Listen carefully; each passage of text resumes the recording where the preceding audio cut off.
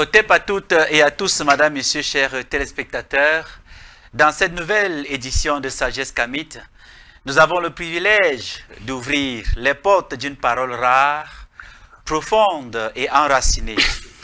Depuis le Canada où il se trouve actuellement en mission spirituelle, nous recevons un maître de la tradition, un homme dont la voix porte la mémoire des lignées et des terres sacrées du Mandé. Il s'agit du Blontigui Korejo Misadumbia, promoteur infatigable du Djibon, cette grande célébration spirituelle africaine qui, chaque année, rallume les feux ancestraux et attire les fils et filles d'Afrique venus des quatre coins du monde. Avec lui, nous parlerons de cette dynamique de renaissance, mais aussi d'un mot souvent mal compris, maltraité, diabolisé, l'animisme. Qu'est-ce que l'animisme africain? Pourquoi a-t-on voulu le faire passer pour une absence de Dieu? Et pourquoi est-il au cœur de la reconquête spirituelle de notre peuple? Restez avec nous aujourd'hui. La mémoire parle. Recevez Djibon et la renaissance animiste quand l'Afrique profonde reprend la parole. Telle est la thématique que nous abordons cet après-midi dans le cadre de cette haute sortie de Sagesse Kamite. Depuis le Canada, je vais tenter de joindre le doyen Korejo Misadumbia.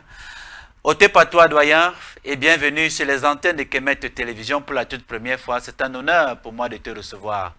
Bienvenue. Merci, cher ami Nyamsi. Je commence par adresser mes salutations bienheureuses à tous les auditeurs et toutes les auditrices de Kemet TV. C'est un immense plaisir pour moi de me retrouver avec vous pour la première fois sur les ondes de Kemet TV. Alors, comment tu vas, doyen? Comment tu te sens après un événement comme celui du Djibon qui, il faut le dire, hein, est très usant? Comment tu te sens? Eh bien, je me sens parfaitement bien. Je rends grâce aux ancêtres, honneur et fidélité à nos ancêtres. Et je suis très reconnaissant.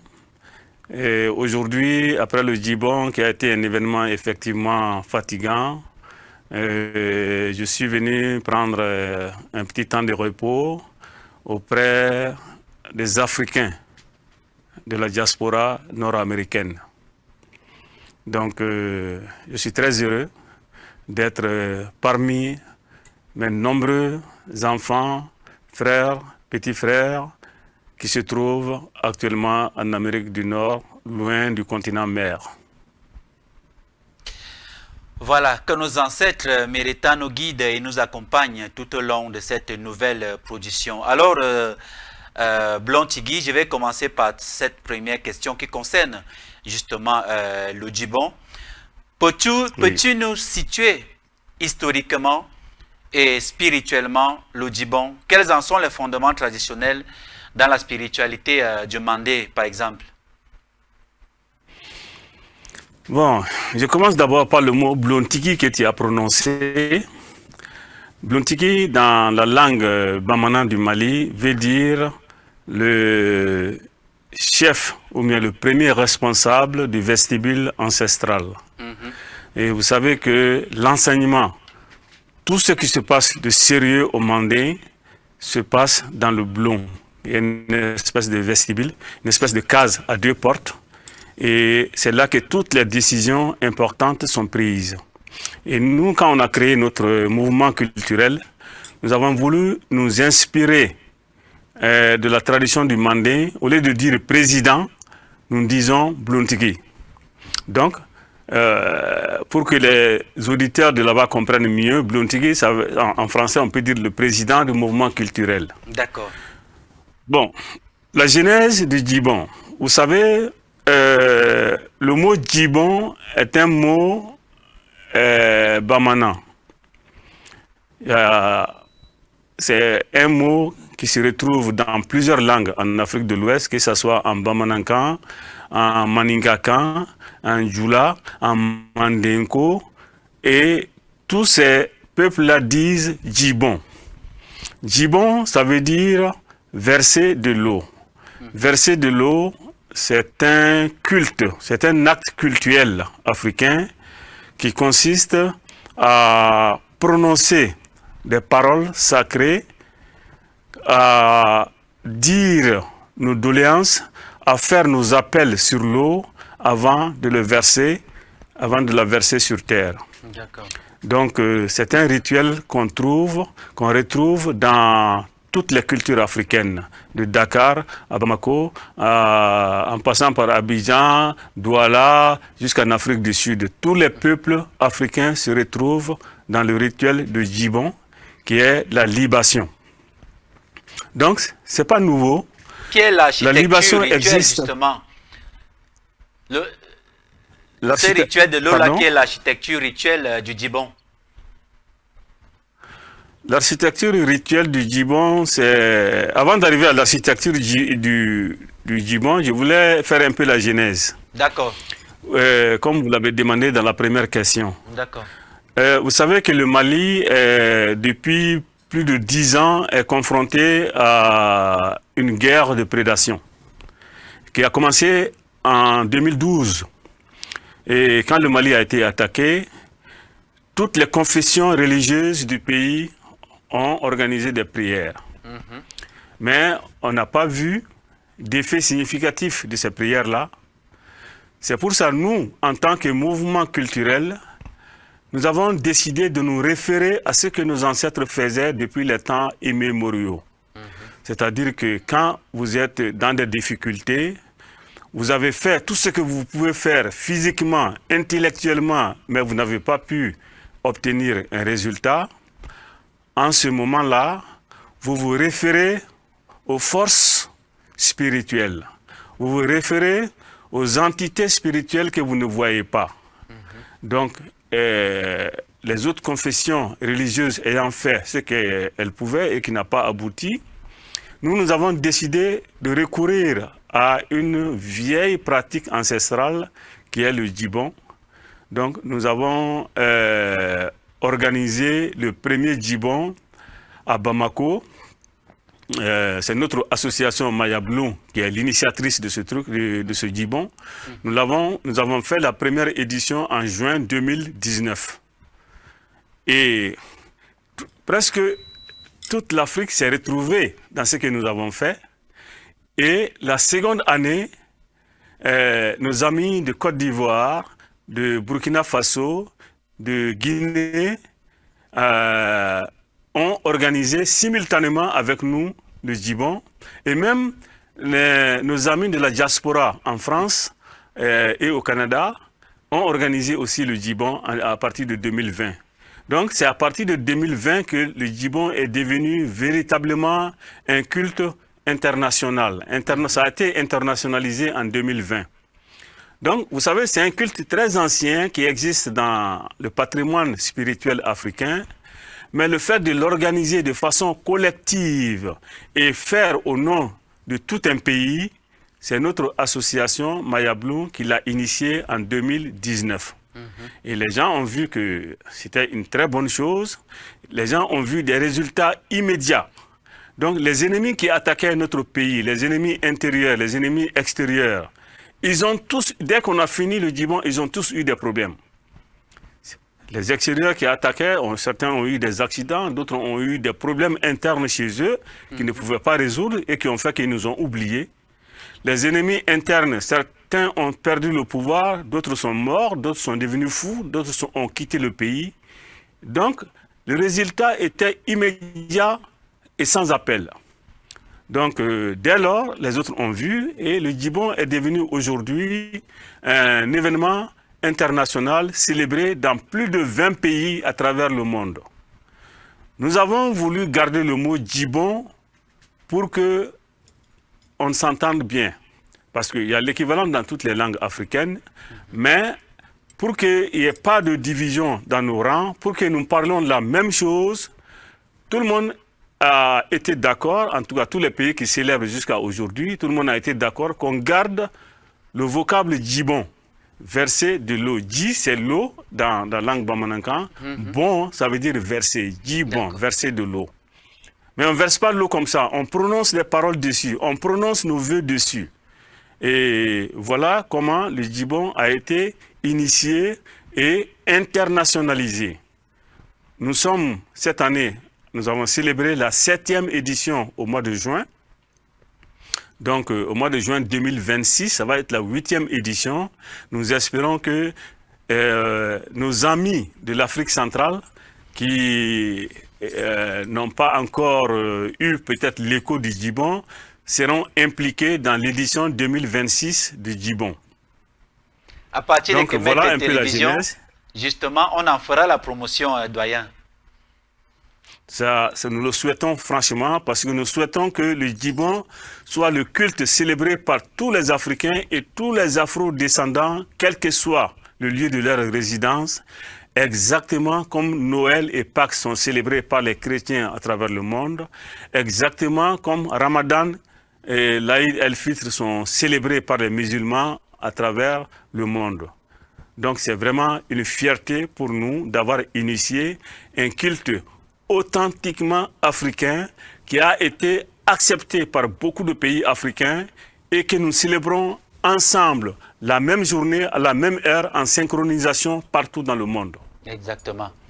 Voilà alors bien expliqué, doyen.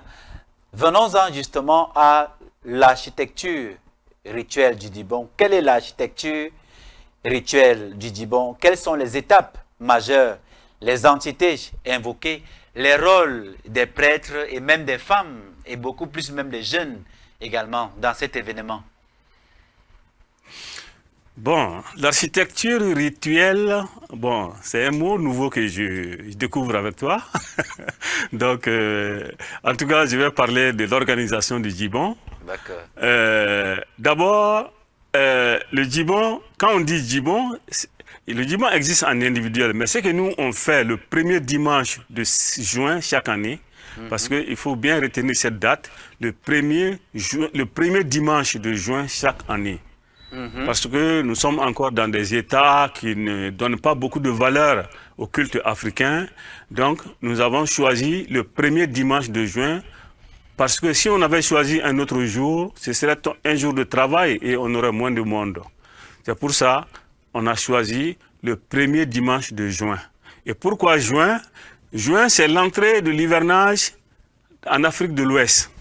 C'est en juin que l'hivernage commence, la saison des pluies commence.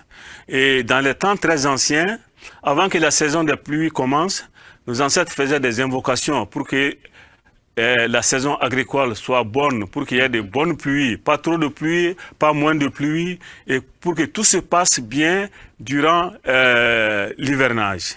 Donc, c'est pour ça qu'on a choisi juin.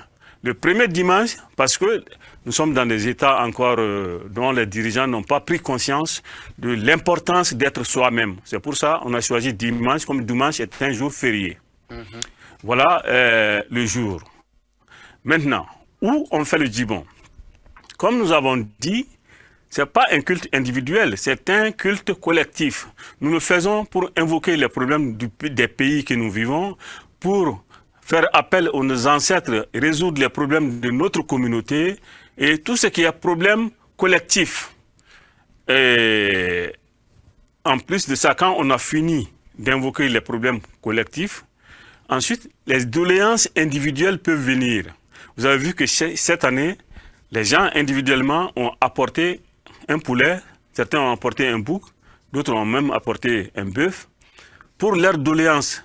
Donc, on demande à l'assistante que chacun apporte une seule doléance. Parce que tu ne peux pas venir avec 1000 doléances et dire... parce qu'il y a trop de monde. Donc, il faut que chacun vienne avec une seule doléance. Donc, au sanctuaire. J'ai dit sanctuaire parce que le Djibon se passe dans un sanctuaire animiste. Et ce sanctuaire, l'idéal est que ça ne soit pas un sanctuaire privé. Vous savez, dans tous les pays africains, il y a des sanctuaires publics. Ces sanctuaires publics, ça peut être au bord d'un cours d'eau, au bord d'un fleuve, au bord de l'océan, dans une forêt sacrée, sur une montagne sacrée. Et tous ces endroits-là que nos ancêtres ont choisis comme lieu de culte. Ça peut être un sanctuaire dédié à des entités spirituelles, ce que certains appellent les génies, ce que d'autres chez nous appellent les djinns. Donc, ça peut être des sanctuaires comme ça. En tout cas, des sanctuaires anciens, privés. Attention, le djibon, c'est pas aller arroser des fétiches comme nos détracteurs disent. D'accord. Non. Ce ne s'agit pas d'aller arroser des fétiches. Il s'agit d'aller invoquer nos ancêtres, invoquer nos entités spirituelles avec un rituel bien précis, avec des objets d'offrande bien précis, notamment l'eau, le lait, les farines de céréales, le miel, les œufs et tout ce que nos ancêtres utilisaient comme objet de culte. Il va de soi, je ne parle pas de la diaspora, mais en Afrique, dans tous les pays africains, il est de coutume de sacrifier aussi des animaux sacrificiels, notamment des poulets, des boucs, des cabris, jusqu'aux taureaux. Tout ça, ça fait partie. Et comme vous avez parlé de l'architecture du Djibon, donc le premier dimanche de juin, tout le monde se retrouve au sanctuaire. Bon, on fixe une heure, hein. D'habitude c'est le matin vers 9 h. Tout le monde se retrouve au sanctuaire et on désigne un officiant, c'est-à-dire un prêtre, celui qui va porter la parole et celui qui va porter le couteau sacrificiel. Justement. L'officiant doit être une personne vertueuse, c'est-à-dire une personne de bonne moralité, une personne reconnue dans la communauté spirituelle comme quelqu'un de haute probité. Parce que notre culte tourne autour de la parole. Et la parole prononcée doit sortir d'une bouche saine, entre guillemets, une bouche saine. Une bouche qui n'est pas souillée par les mauvaises paroles. Une bouche qui n'est pas souillée par les mauvaises intentions. Un corps qui n'est pas souillé par les mauvaises actions. Exactement. Donc, cet officiant-là est choisi par vous, par les pays, ceux qui organisent. Ça ne veut pas dire qu'il est le plus grand connaisseur, mais ça veut dire que tout le monde à l'unanimité a reconnu cet officiant-là. Et vous voyez que quand on organise, moi je suis le président, mais c'est pas moi qui fait l'officiant. L'officiant, il est à côté, je me mets à côté de lui, je lui donne les consignes qu'il faut faire. Je lui dis quelles sont les doléances cette année-là qu'il faut faire. Notamment au Mali, cette année, nos doléances étaient avoir une bonne pluviométrie, c'était d'aider les autorités de ce qu'on appelle l'AES, les trois pays-là, le Mali, le Burkina Faso et le Niger, d'aider nos militaires et nos donsos, nos chasseurs traditionnels qui se battent tous les jours pour sauver le pays, de les aider à pouvoir avoir la victoire sur les ennemis qui sont là en train de détruire la terre ancestrale. Donc c'était la deuxième doléance. Et ensuite, l'autre doléance, c'était que la division qui est entre les Africains, parce qu'ils sont en train d'envenimer la division confessionnelle entre les Africains. Et vous avez vu qu'en Afrique de l'Ouest, il y a une grosse haine qui se développe contre les Kamites, contre le mouvement Kamite, contre qui se réclament de la tradition ancestrale. Et ces divisions-là sont envenimées. Donc nous avons fait des prières pour que nos ancêtres et le Créateur suprême versent de l'eau sur le cœur de toutes ces personnes-là qui sont porteuses de haine envers la tradition spirituelle africaine. Donc, nous ne sommes pas dans une idéologie de guerre contre les autres confessions. Nous ne sommes pas dans une idéologie d'opposition aux autres. Tout ce que nous voulons, c'est d'être nous-mêmes et reconnus contre nous-mêmes authentiques africains, authentiques animistes africains. Voilà. Donc, quand on finit les doléances collectives, maintenant, parce que vous avez vu, au sanctuaire du Mali, il y avait plus de 1000 personnes. On ne pouvait pas demander à chacun d'amener son poulet et puis on égorge le poulet individuellement pour chaque personne. Donc, on demande à l'officiant de donner 2 minutes à l'assistance, tous ceux qui ont apporté leur poulet, leur coq, leur bouc. On donne 2 minutes. Donc, chacun formule son vœu. Chacun formule une doléance pour laquelle il est venu au sanctuaire.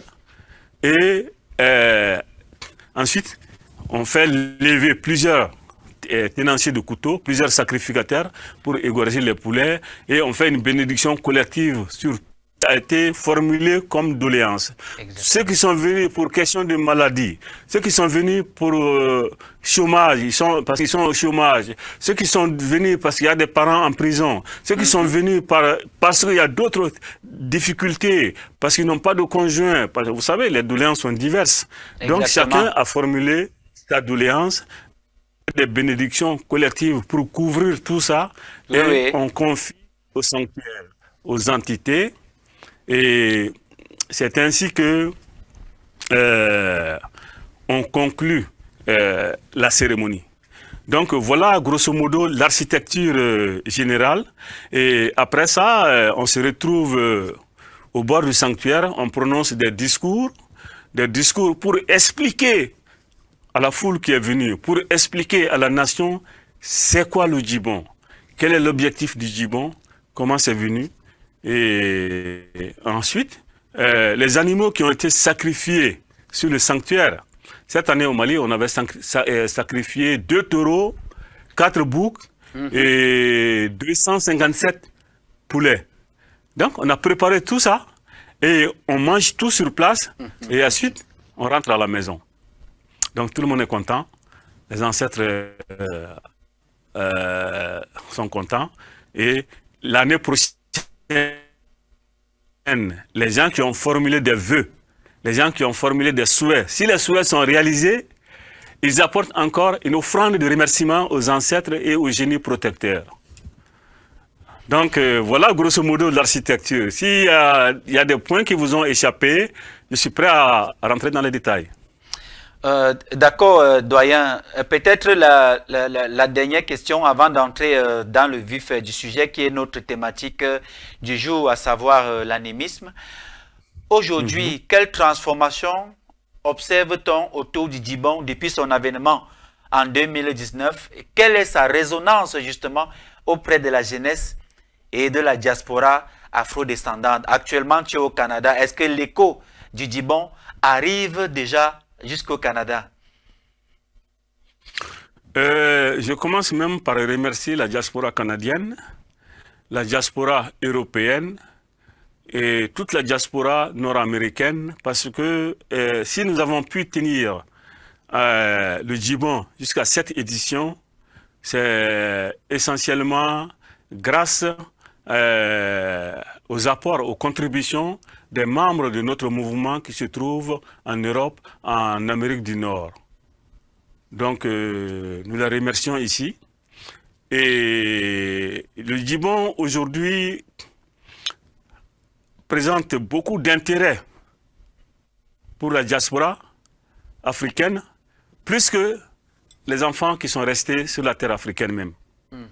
Je l'ai remarqué ici, quand moi je me déplace en Europe, quand je me déplace en Amérique du Nord, je bénéficie de beaucoup de respect de la communauté africaine, de la communauté afrodescendante. Et la dernière fois quand j'ai été à Paris, j'étais reçu comme un ministre.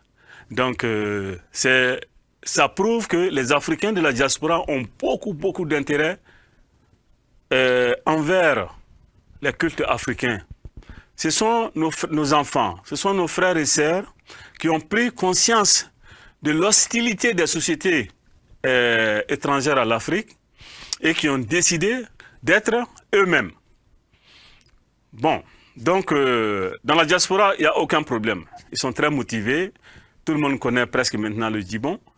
Et en Afrique, en tout cas particulièrement en Afrique de l'Ouest, il y a un grand engouement.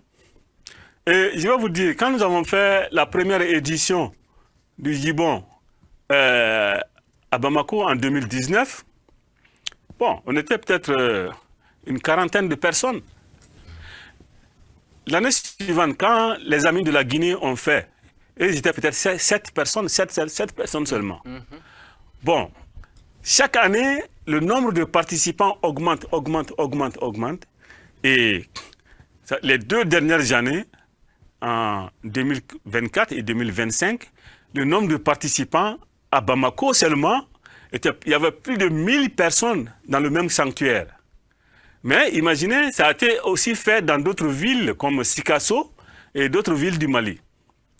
La même chose s'est passée au Burkina Faso. Au Burkina Faso, ils ont fait le djibon à Ouagadougou, à Tengodogo, à Bobo Dioulasso.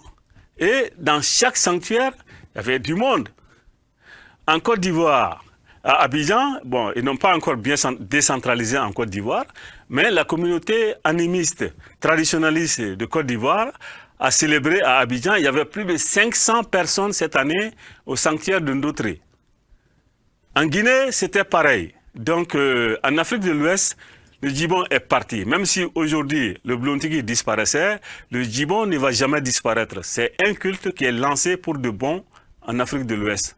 Parce que les Africains ont compris, la jeunesse africaine particulièrement a compris que nous ne pouvons pas continuer à véhiculer des messages de haine envers nos ancêtres. Nous ne pouvons pas continuer à véhiculer des messages de mépris envers nos traditions et être heureux dans la vie. Vous savez, un arbre n'est fort que si il repose sur des racines solides. Et nous, notre racine, notre fondement, notre identité, c'est notre tradition. Tout en Afrique repose sur la tradition spirituelle. Tout est le reflet de la tradition spirituelle, que ce soit dans la vie sociale normale, que ce soit dans la gouvernance, tout est basé sur la conception spirituelle. Donc, je suis heureux de vous dire, et personne ne peut le contredire, que le djibon a eu un très grand engouement. En tout cas, en Afrique de l'Ouest et dans la diaspora. Et j'ai cité les pays qui entourent le Mali, mais il y a le Bénin, le Togo aussi. Et je demande donc à nos enfants, à nos frères et sœurs qui sont en Afrique centrale, de vous impliquer à célébrer le djibon avec nous. Je souhaiterais que le djibon 2026 soit célébré à Douala, à Yaoundé, à Kinshasa, à Libreville, dans d'autres villes en Afrique centrale jusqu'en Afrique du Sud. Comme ça, nous allons mettre ensemble nos énergies spirituelles et rebâtir tout ce qui a été renversé par la violence de l'histoire. Donc, vraiment, c'est quelque chose qui va de l'avant. Ça explose en exponentiel. Voilà ce que je pouvais dire par rapport à l'engouement. Merci infiniment, doyen, pour ces informations ô combien importantes, n'est-ce pas, pour tous ceux-là des Africains qui n'avaient justement pas encore l'information de cet événement qui s'organise tous les 1er juin, n'est-ce pas, de chaque année et qui désormais se déroule dans pratiquement tous les pays africains et même certains pays de la diaspora. Ce qui est certain, c'est que dans le cadre de l'émission qu'on fera la semaine prochaine, si les ancêtres nous le permettent, on reviendra davantage sur certains détails que peut-être nous avons omis de dire ici, et puis en illustrant justement avec les vidéos que nous avons, pour faire bien comprendre à nos milliers de téléspectateurs et nos milliers d'abonnés dans le monde le bienfait de cet événement qu'on appelle le djibon. Merci infiniment pour ces informations, doyen. Nous allons donc entrer dans la thématique qui nous rassemble ici ce jour, parlant justement d'animistes. Et je m'en vais comme ça sans transition te poser la première question, doyen.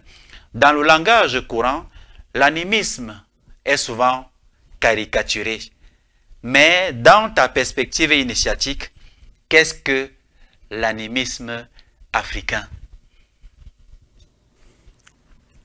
Bon, vous savez, monsieur Nyamsi, quand on s'exprime dans la langue de l'autre, souvent on dit ce qu'on ne veut pas dire et souvent on n'est pas compris. Donc, Moi, je me suis focalisé sur le mot animisme. Pourquoi? Au Mali, quand le mouvement Kamit a commencé, on a subi beaucoup d'attaques. Donc, les gens ont vu des diables venir, des cafres, des mécréants venir, tout ça. Donc, il y a eu toutes sortes de mauvais qualificatifs. Et nous nous sommes dit, c'est quoi en réalité? C'est juste des questions de vocabulaire. Si on dit Kamit, c'est tout simplement un noir qui a pris conscience de son africanité, de son, comment on appelle ça, de sa qualité d'être mélanoderme. Bon, maintenant, une chose est de prendre conscience d'appartenir à une communauté, et l'autre chose, c'est d'être pratiquant d'un culte reconnu par cette communauté. Et l'animisme est le culte pratiqué par l'Africain, par le noir. Et un Kamit, dès qu'il devient pratiquant, il s'appelle un animiste. Donc, certains nous disent, comme vous l'avez si bien remarqué, on dit que c'est un mot péjoratif, il faut dire vitaliste, il faut dire ceci, il faut dire cela. Mais qu'on dise vitaliste ou animiste, le mot vitaliste, ce n'est pas africain. Le mot animiste, ce n'est pas africain. Nous sommes en train de nous exprimer dans une langue qui n'est pas la nôtre. Et si tout le monde comprenait le Bamanankan, la langue du Mandé, on allait l'appeler Solomindoya. Donc l'animisme, c'est Solomindoya là. Mais afin que tout le monde comprenne, nous avons utilisé le vocabulaire que tout le monde comprend. Moi, je suis en train de parler avec vous aujourd'hui dans une langue qui n'est pas la nôtre, mais nous sommes obligés d'utiliser cette langue. Peut-être toi tu parles le Bassa, moi je parle le Bamanankan. Si moi je parle le Bamanankan, toi tu ne vas pas comprendre. Donc, on était obligé d'utiliser ce mot animiste là. Chers frères et sœurs, n'ayez pas peur des mots. Le mot animiste dans la langue française est le mot le plus juste, le mot qui décrit le mieux notre sociologie, notre tradition spirituelle. Il n'y a pas un autre mot dans la langue française mieux que le mot animiste. Donc, n'ayez pas peur d'utiliser le mot animiste. Sinon, en tout cas, si on s'exprime en français, hein, si on le dit dans nos langues, il n'y a pas de souci. Mais si on le dit en français, il n'y a pas d'autre mot qui désigne mieux ça que le mot animiste. Animiste, c'est quoi? C'est quelqu'un... Doyen, oui. Le vitalisme, dans sa définition littérale, renvoie également à comment est-ce que l'Africain pratique ses rituels. Mais tout à l'heure, tu as balayé au thème vitalisme d'un revers de la main. Pourtant, sa définition littérale, bien que ce soit en français, renvoie justement à la façon dont les Africains pratiquent, n'est-ce pas, leurs différents rituels. Oui, tout à fait. Mais l'animisme aussi renvoie exactement à la pratique, la pratique africaine. L'animisme renvoie à la façon dont les Africains pratiquent leur culte. Comme le mot animisme est plus ancien que le mot vitalisme, alors pourquoi ne pas utiliser ce mot qui est plus ancien et plus répandu, plus reconnu dans le monde que le mot vitalisme. Exactement. Il y a juste quelques petites élites qui connaissent le mot vitalisme. Mais quand on dit animisme, tout le monde connaît. C'est quoi? C'est tout simplement reconnaître une âme dans toutes choses, reconnaître une âme dans toutes les créatures. Donc, c'est le mot le plus juste. Et effectivement, c'est ça. Nous reconnaissons une âme dans la montagne. Nous reconnaissons une âme dans le gros bois sacré du village. Nous reconnaissons une âme aux chiens, à toutes les créatures, que ce soit minérale, végétale ou animale. Alors, je ne comprends pas pourquoi ce mot pose problème aux gens. Utilisons-le sans complaisance, utilisons-le sans préjugés. Il n'y a pas de mot meilleur dans la langue française que le mot animisme pour décrire la tradition spirituelle africaine. Exactement. D'accord, doyen, tout à l'heure tu as parlé d'attaque. Alors, selon toi, pourquoi l'Occident et ses relais ont-ils tant diabolisé l'animisme jusqu'à le faire passer pour une absence de foi ou une sorcellerie? Bon, vous savez, on le dit, il y a un proverbe chez nous au Mané qui dit que qui veut tuer son chien l'accuse de rage. Donc, les différents envahisseurs qui sont venus en Afrique, ils se sont rendus compte de la puissance spirituelle de l'animisme. Ils se sont rendus compte que la tradition spirituelle de l'Africain était trop puissante pour eux. Ils ne pouvaient pas comprendre. Et donc, si vous ne comprenez pas, pour pouvoir nous dominer, il fallait détruire ce qui fait notre puissance. Il fallait détruire tout ce qui faisait que l'homme africain était un homme vertueux, un homme sage et un homme en harmonie avec la biotique. Et la seule chose qui faisait ça, c'était notre tradition spirituelle. Et là, il fallait la diaboliser, il fallait la détruire. Et c'est comme ça, au début, ils ont assassiné, ils ont tué tous les prêtres, les grands prêtres traditionnels de l'époque. Et ils ont amené en substitution les religions étrangères qui ont été des facteurs de division des Africains.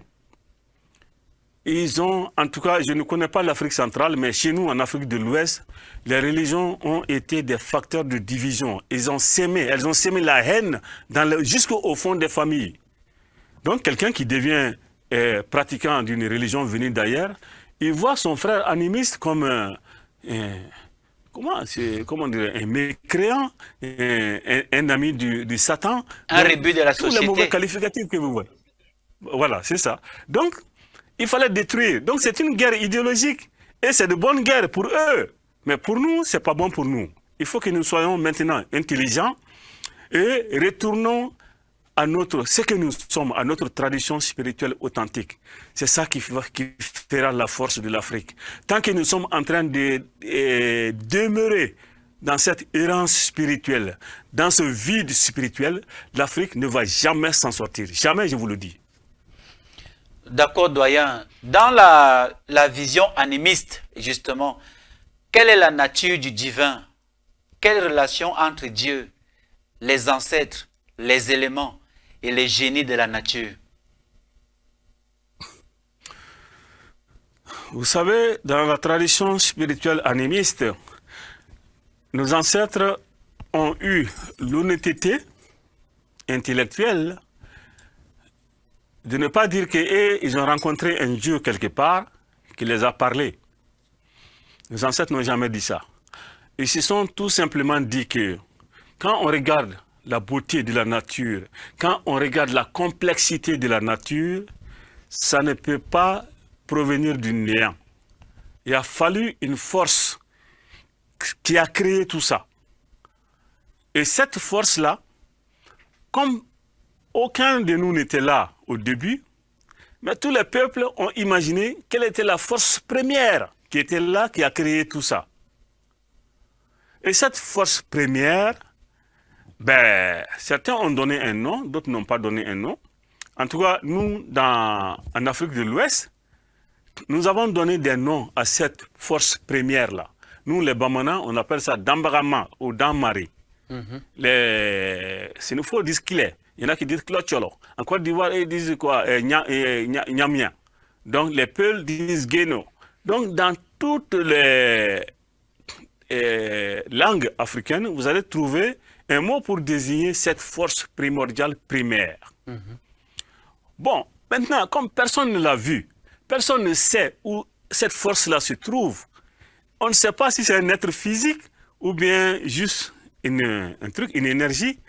Mais comme personne ne l'a vu, personne ne l'a jamais entendu parler, nous nous sommes dit que c'est une énergie. L'énergie créatrice, l'énergie qui était à la base de toutes les créations. Et c'est ça aussi la conception la plus logique, la conception la plus scientifique que d'imaginer qu'il y a un être punisseur qui est assis au ciel, qui vient punir les humains. Ça, c'est, pour nous, animistes, c'est une hérésie mentale. Voilà notre conception du Créateur. Nous savons que c'est une force. une force primaire et une force dont la parcelle existe en chacun de nous. Ça existe en moi, Blonti, en tant qu'animiste. Ça existe à l'autre qui me traite de cafre, de mécréant. Ça existe dans l'arbre. Ça existe, une parcelle existe dans le chien, dans la montagne. C'est pour ça que l'animisme respecte toutes les créatures, les considérant comme des petites parcelles de la première force primordiale. Justement, voilà comment nous voyons doyen, le Créateur. D'accord. Oui.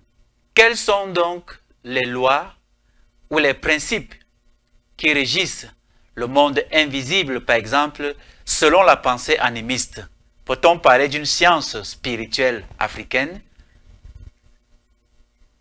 Oui, on peut très bien parler d'une science spirituelle. Et si la science spirituelle africaine, elle ne peut être que africaine. Parce que ce que les autres nous ont amené, ça ne peut pas être qualifié de science.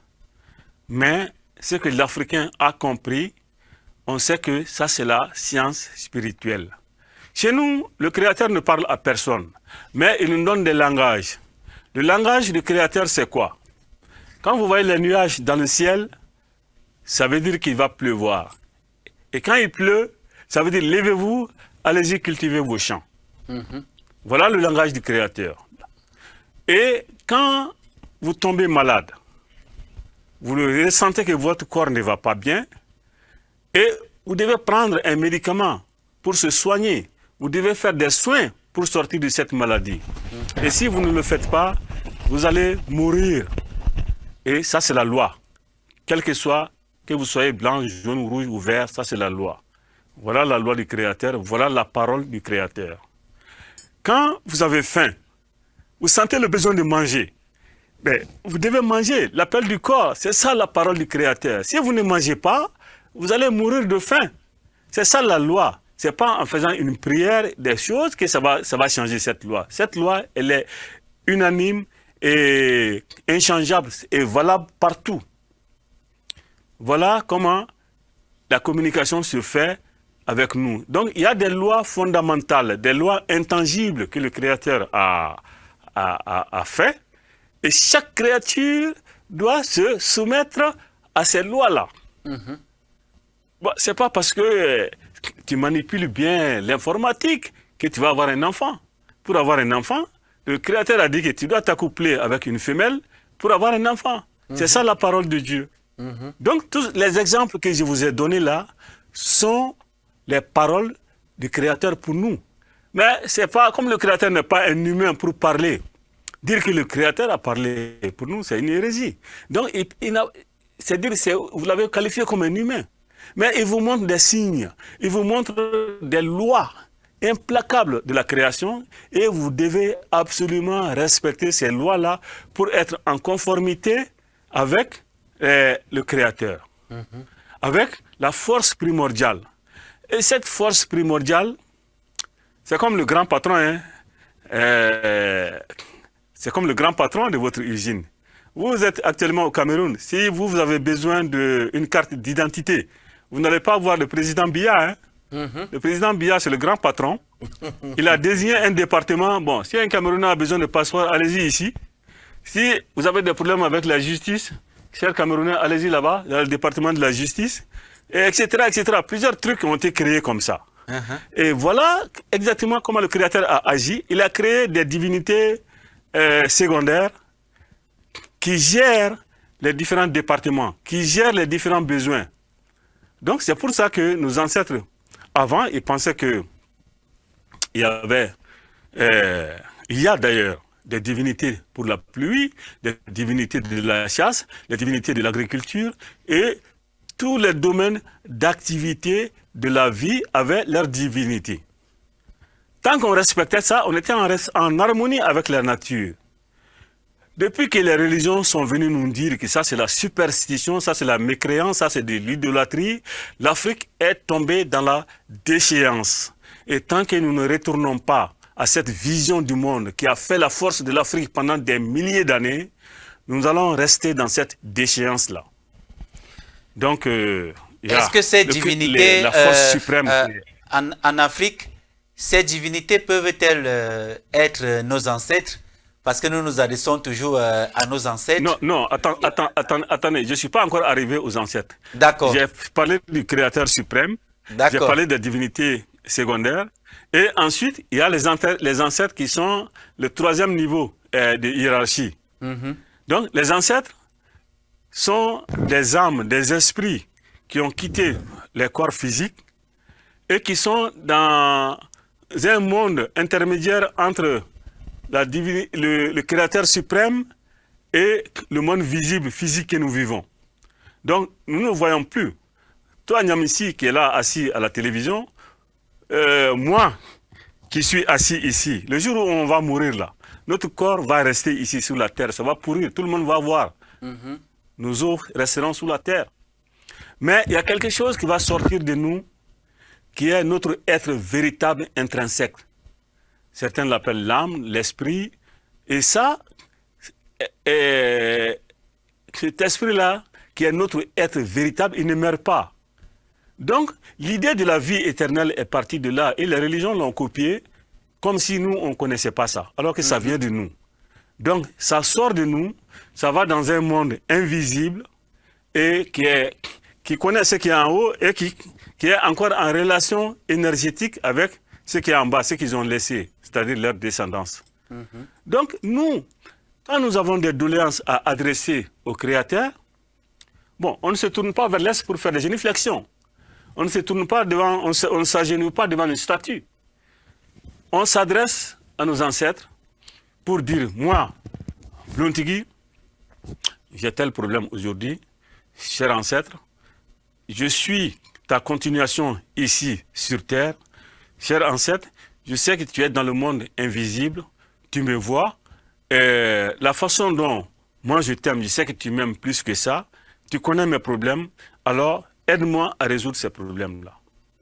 Donc, voilà, on s'adresse comme ça à nos ancêtres qui sont dans le monde invisible, mais ils sont en lien énergétique avec nous. D'accord, doyen, on va rester, doyen, on va rester sur les ancêtres. Je vais ouvrir une petite parenthèse. C'est quoi un ancêtre? C'est qui un ancêtre? Y a-t-il des conditionnalités pour être ancestralisé? Est-ce que c'est tout le monde qui devient ancêtre? Explique-nous ça, doyen. Bon, un ancêtre, c'est tout simplement un ancien, un parent qui est mort. Ça peut être ton grand-père, ta grand-mère et tous ceux qui ont été en phase, en ascendance à ces gens-là. Ben, on n'est pas parachuté du ciel comme la neige. Donc, on est venu à l'existence à travers une personne. Et cette personne-là est venue à l'existence à travers d'autres personnes. Et eux aussi sont venus à l'existence à travers d'autres personnes. Et on peut remonter comme ça jusqu'au Créateur suprême. Donc, tous ceux qui nous ont précédés à l'existence, on les appelle les ancêtres. Donc, voilà la définition du mot ancêtre. Même ceux qui n'ont pas mené... Quelqu'un qui a vécu avant nous. Même ceux qui n'ont pas mené, plus ou moins une vie digne, honorable sur la terre, on peut toujours les appeler ancêtres et nous adresser à eux. Ils sont toujours des ancêtres, mais il y a des bons ancêtres et il y a des mauvais ancêtres. Voilà. Donc, ceux qui n'ont pas mené une vie vertueuse, ceux qui ont posé des actions ignobles durant leur existence, sont, dans notre conception humaine, on les appelle les mauvais ancêtres. Et eux, si on les connaît, on ne les invoque même pas dans nos rituels, dans nos invocations. Et de toute façon, même si vous les invoquez, ils sont dans une situation où vous ne pouvez même pas répondre à votre appel.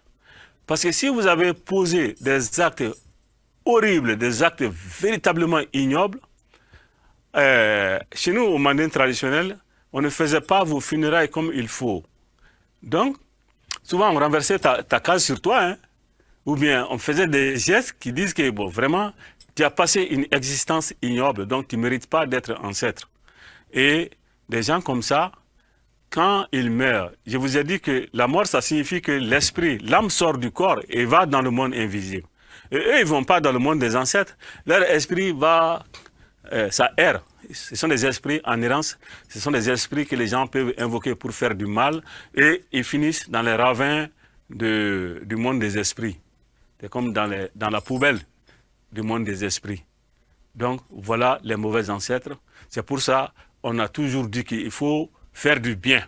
Quand vous faites du bien, vous allez dans le monde des ancêtres, vos descendants peuvent vous invoquer et la parole étant toujours vivifiée, sortant d'une bonne âme ou d'une bonne bouche. Donc, ce que vous adressez à vos ancêtres, si vos ancêtres étaient des bonnes personnes, ben, ils transmettront à qui des droits et vos doléances seront exaucées. D'accord, doyen. Donc, c'est important les rituels funéraires qu'on fait chez nous. Ce n'est pas fortuit. Hein? D'accord. Je ferme cette parenthèse avec...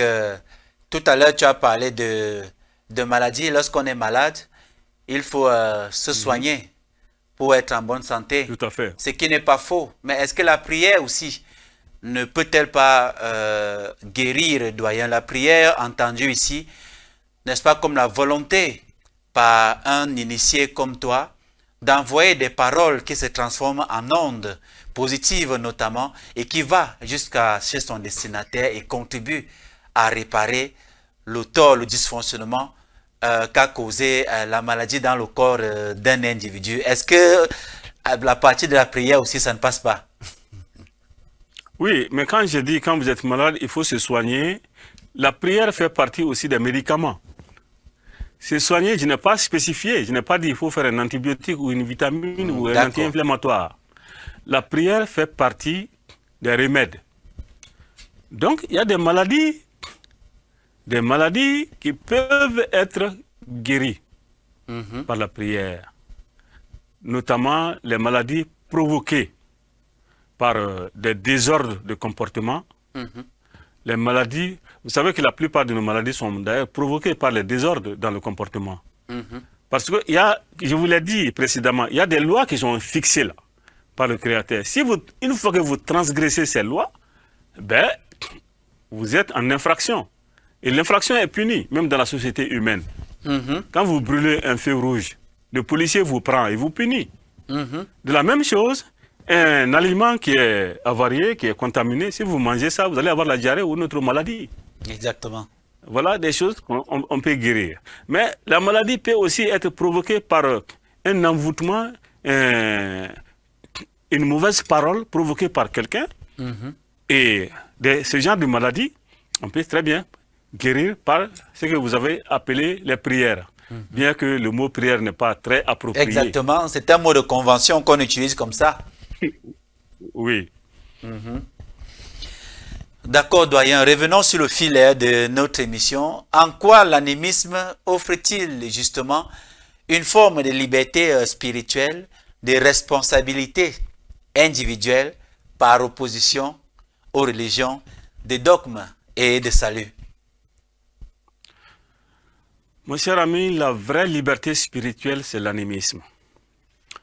Parce que l'animiste n'a pas imaginé qu'il y a un enfer quelque part, un feu dans le ciel, où quand tu quittes ici le monde, tu vas être mis dans ce feu-là. On n'a pas imaginé qu'il y a un hôtel 52 étoiles au ciel, où tu vas passer ta vie à jouir, comme certaines religions nous ont fait savoir. L'animisme, c'est la tradition spirituelle, si on peut dire la religion de responsabilité. Tu commets, tu répares. Tu commets un tort, tu répares. Tu commets une injustice, tu répares.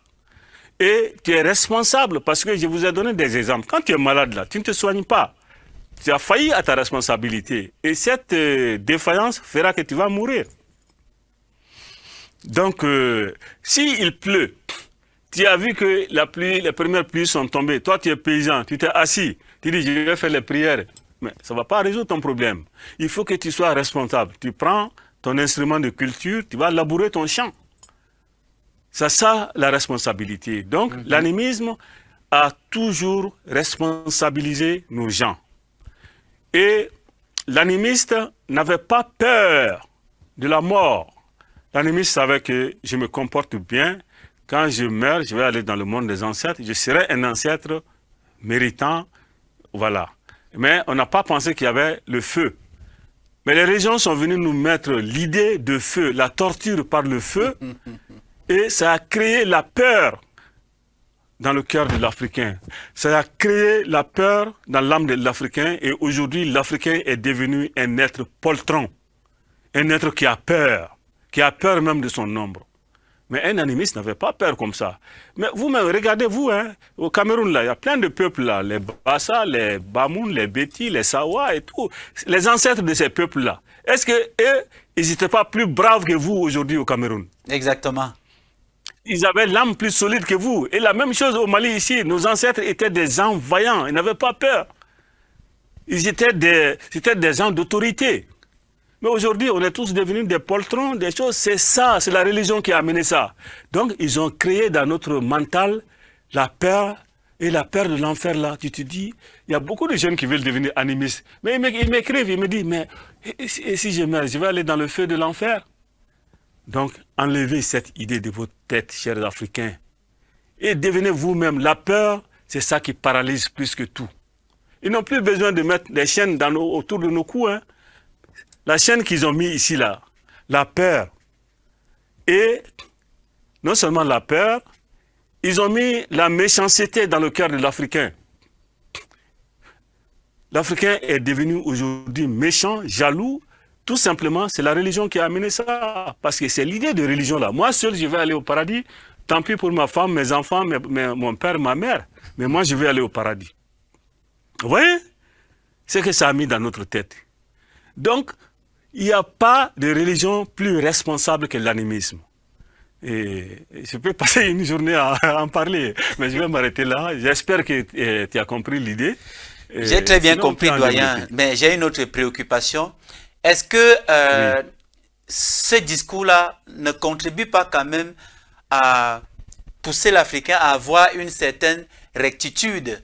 La peur d'aller en enfer fait en sorte quand même que tu sois mesuré dans la vie que nous menons au quotidien. Tu as peur de faire du mal, tu as peur de voler, parce qu'il y a un paradis qui t'attend, même si c'est un concept qui n'existe pas. Est-ce que ce discours ne contribue pas à avoir une certaine rectitude morale quand même pour les Africains? Non, je dis le contraire, ça ne contribue pas à avoir une rectitude morale, parce que l'Africain ancien était plus vertueux que l'Africain religieux d'aujourd'hui. Donc voilà la première preuve devant vous que l'idée de l'enfer n'a pas apporté de rectitude. Et prenons mon pays. Dans mon pays, ils se disent qu'ils sont à 90% religieux. Le Malien, avant la religion, était un homme vertueux. Les gens de rectitude. Notamment, mon ethnie, quand on dit Bamana là, c'est-à-dire qu'au Mali, quand on dit Bamana, ça sous-entend la rectitude morale. Mais dès que tout le monde est devenu religieux, les gens sont devenus des voleurs, des arnaqueurs, des menteurs. Mais où est la rectitude? Où est la rectitude? S'il y a un seul Malien qui peut démentir ce que je dis, il n'a qu'à lever le doigt. Il n'y en a pas. Donc, l'idée de l'enfer a seulement amené la peur et la méchanceté dans le cœur et l'âme de l'Africain. Aucune rectitude du tout. Ok, doyen. Peut-on donc dire que les peuples africains actuels ont rompu avec l'animisme par ignorance, ou alors y a-t-il une peur psychologique et sociale plus profonde? Oui, c'est très complexe. Ils ont rompu avec l'animisme. D'abord, au début, ce n'était pas par ignorance, c'est par la violence sauvage. La violence des envahisseurs qui sont venus d'ailleurs et qui ont tué nos premiers prêtres. Et donc, ça n'a pas commencé aujourd'hui. Hein. La religion étrangère est entrée au Mali il y a 1291 ans. Donc, exactement en 734, quand les conquérants arabo-musulmans ont été battus à Poitiers, ils se sont repliés sur notre empire, chez nous. Donc ça fait 1291 ans. Donc les gens n'ont même plus conscience que avant on avait quelque chose de très puissant.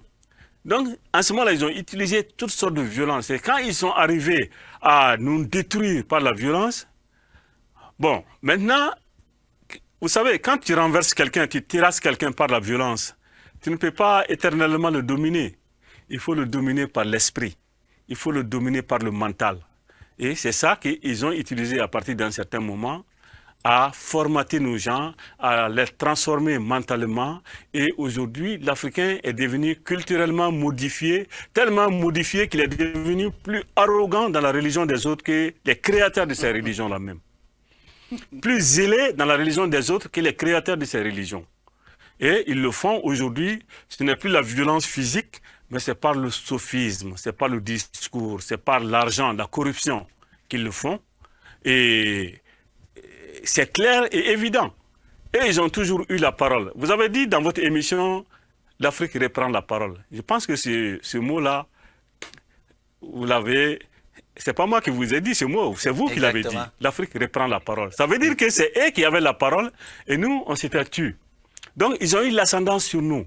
Ils ont la presse, ils ont la télévision, ils ont tous les gros moyens de communication à leur disposition. Et toi et moi, on se contente d'une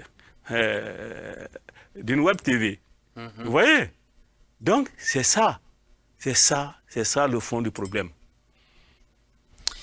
D'accord, doyen.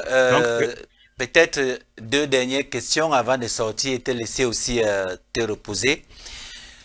Depuis justement que tu mènes ce combat, avant toi, il y a eu des Cheikh Anta Diop, Théophile Obenga, il y a Missia Doumbia, nous avons ici même au Cameroun Mbok-Basson et Grégoire Biogo au Gabon. Pourquoi plus le temps passe, on a le sentiment que les Africains ne changent pas de paradigme, mais au contraire, ils continuent d'enfoncer, de s'enfoncer dans ces dogmes-là. Est-ce que c'est la méthode qui n'est pas bonne ou alors le temps n'est pas encore arrivé pour que véritablement ces Africains-là comprennent le combat noble et juste qui est le nôtre, celui de la Renaissance africaine? Doyen. Bon, vous avez cité nos aînés, c'est très bien. Au temps de Cheikh Anta Diop, c'était très risqué même de parler de religion. Donc, même ceux qui nous attaquent, qui disent que Cheikh Anta Diop était un musulman. Vous voyez, ça c'est... Donc, à son époque, chacun agit selon le paradigme de son époque. Donc, à leur temps, c'était dangereux. C'était très risqué de parler de religion.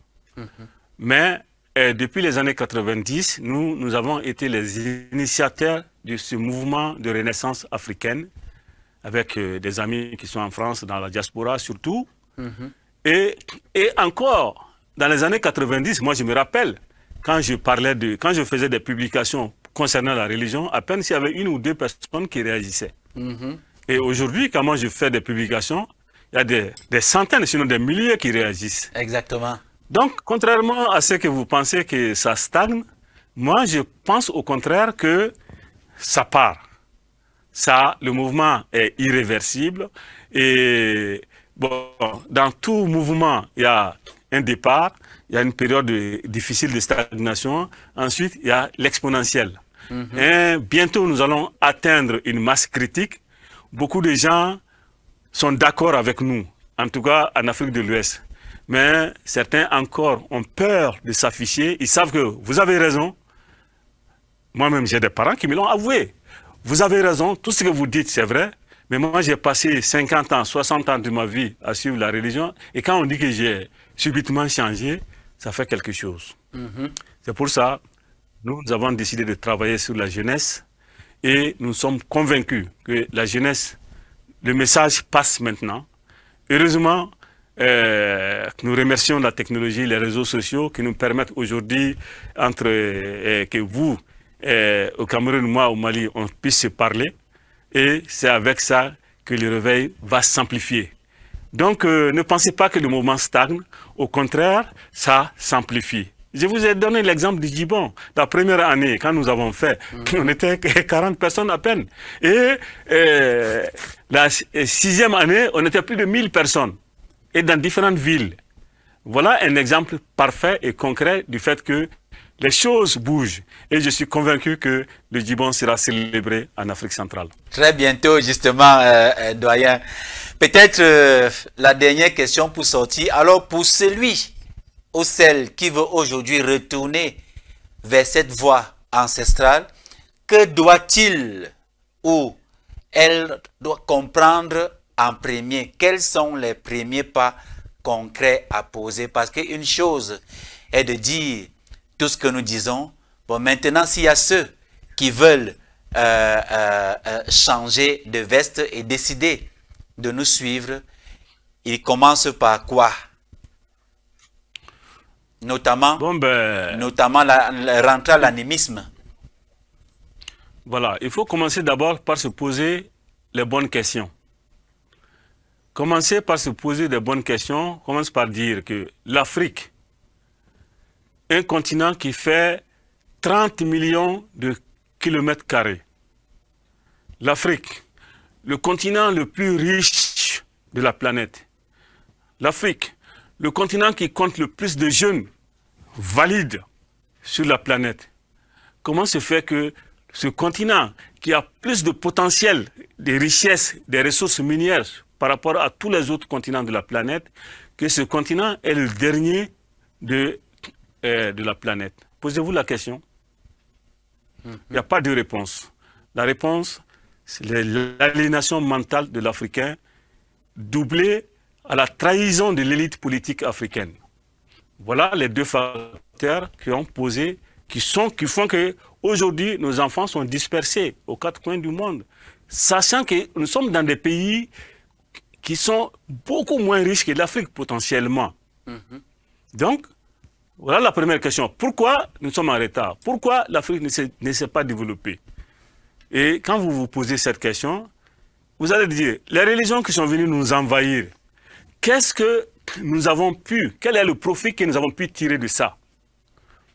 Moi, Koredio Micha Doumbia, je ne vois aucun profit à part la haine et la division que ces religions ont sémé entre nous. Vous voyez, dans les prêches, c'est des insultes contre les mécréants, la diffamation, le mépris de nos traditions.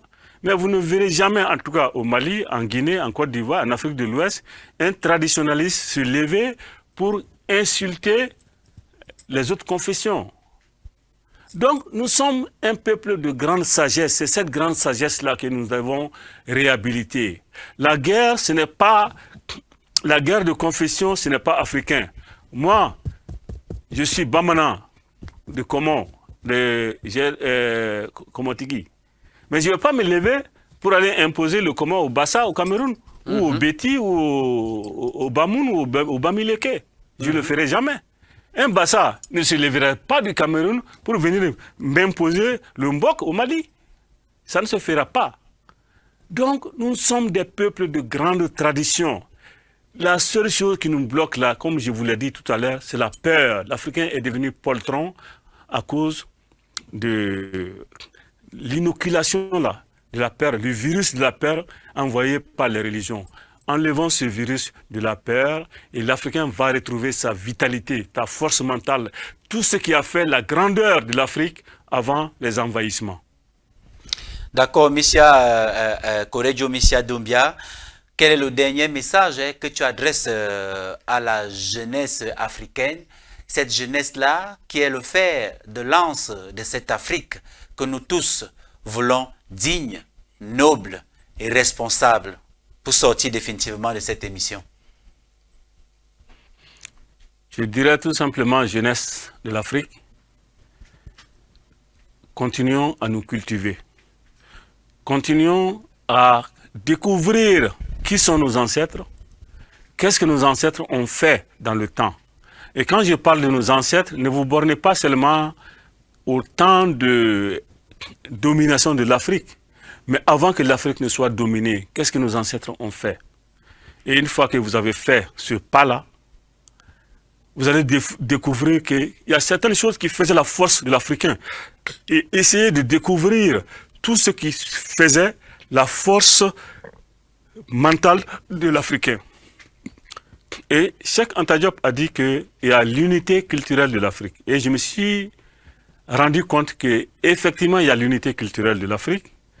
Et le Djibon est l'illustration parfaite de l'unité culturelle de l'Afrique. Nous célébrons le Djibon au Mali, au Burkina Faso, Côte d'Ivoire, Bénin, Guinée, dans beaucoup de pays. Et moi, je ne suis pas allé les instruire là-bas. Chacun a fait, et puis instinctivement, dès qu'on leur a dit que le Djibon, ce n'est pas arroser les fétiches, mais le Djibon, c'est notre culte authentique. Parce qu'ils sont arrivés à mettre dans notre tête là que la religion de l'Afrique, c'est les sociétés confrériques, les sociétés secrètes là. Ça, c'est faux et archi faux. Au Mali, il y a le Donso, il y a le Donsoya, mais ce n'est pas la religion de l'Afrique. Au Mali, il y a les Soma, ce n'est pas la religion de l'Afrique. Il y a les Doma, ce n'est pas la religion de l'Afrique. Au Cameroun, il y a les Mbok, ce n'est pas la religion de l'Afrique. Ça, ce sont des sociétés culturelles confrériques. Mais recourir aux ancêtres, le culte des ancêtres, comme on le dit, c'est ça la vraie religion. Donc, jeunesse africaine, ne faites pas la confusion, ne tombez pas dans la confusion qu'ils ont voulu créer et dire que les sociétés secrètes, là, les confréries, là, sont la religion de l'Afrique. Et ça crée la peur, ça amplifie la peur que les religions ont créée dans la tête. Ce qui fait que le jeune africain aujourd'hui, il a même peur de s'approcher de l'initié. Parce que l'initié aussi, n'ayant pas appris que sa société confrérique n'est pas la religion africaine. Donc, il y en a des dévoyés dans toutes les confréries. Hein. Donc, ils cultivent ce sentiment de peur-là. Ce qui fait que les jeunes ont peur même de s'approcher. Beaucoup de jeunes au Mali m'ont dit que c'est la première fois qu'ils voient quelqu'un, un universitaire, qui fait la tradition. Et le fait que moi j'en parle, ça leur a donné le courage même de s'approcher, de savoir, de découvrir c'est quoi. Et j'étais étonné. J'étais étonné. Parce que certains traditionnalistes aussi cultivent la peur. Donc, essayons de briser cette barrière de la peur créée par les religions et créée par nos propres initiés qui ne sont pas au niveau culturel important pour pouvoir véhiculer le message de nos ancêtres de façon bienveillante et pédagogique. Infiniment merci. J'appelle la jeunesse africaine à s'intéresser à soi. Soyons nous-mêmes, c'est tout.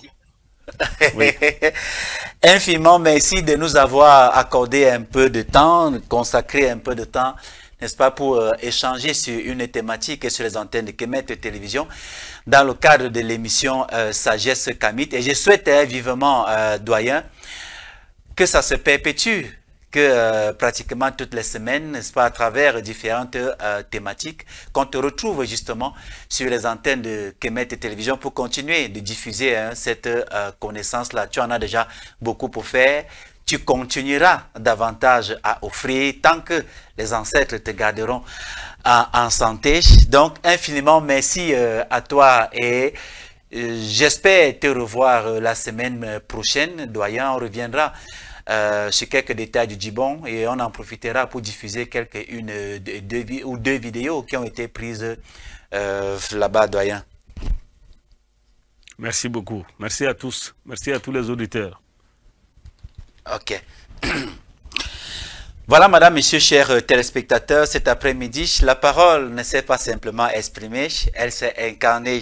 Ce n'est pas un simple entretien que nous avons vécu, mais une traversée du temps, une immersion dans la mémoire vivante de l'Afrique. Le Djibon n'est pas un événement folklorique, c'est un tambour cosmique qui rappelle à l'Afrique qui elle est, d'où elle vient et où elle trouve sa force. Et c'est avec humilité et gratitude que nous saluons ce grand gardien des secrets sacrés, cet artisan infatigable de la réhabilitation spirituelle, le Blotigui Korejo Misadoumbia, porteur de lumière et de continuité. Qu'il soit honoré ici comme il est déjà dans les temples de l'invisible, car il est de ceux qui ne parlent pas seulement au nom des ancêtres, il marche avec eux. À vous qui nous avez suivis, retenez ceci. L'animisme n'est pas un archaïsme, c'est une sagesse, c'est une science, une spiritualité du vivant. Et tant que cette flamme brûle, l'Afrique ne mourra jamais. Que le souffle de la Mahat vous accompagne. Madame, Monsieur, chers téléspectateurs, likez, partagez massivement et surtout abonnez-vous pour continuer de suivre les connaissances diffusées dans le cadre des émissions de Kemet Télévision. 3 fois au TEP et à très bientôt.